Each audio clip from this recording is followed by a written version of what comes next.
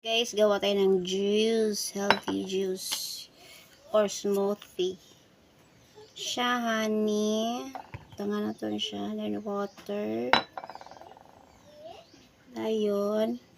May pipino and dahon sa sili and talbos or dahon sa kamote. So, try natin to siya, guys.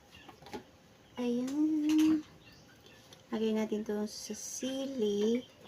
Sa kamote and pipino, then add taog honey.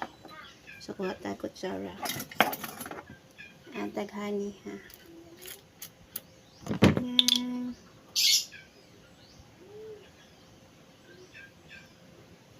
Dawa lang ka kutsara kung wala may banana. Ano lang siya basta lang kay tamis siguro na siya. And then water para ma-dissolve siya. Sagot na lang na ito siya. Ayan. So, honey ito siya, guys. And i-on na nato ang atong blender. So, kabera na ito siya, guys. Kali na itong gamiton. So, hinera siya, no? So, one lang, anak. O, diba?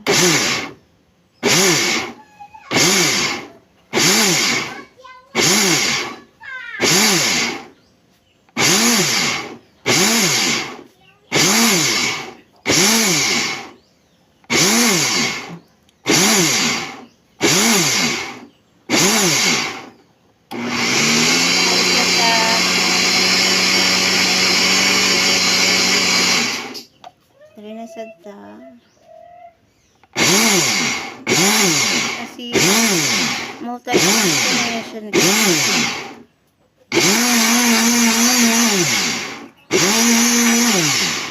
So, ayan. Open na to. Ayan siya. Ito yung ating basil.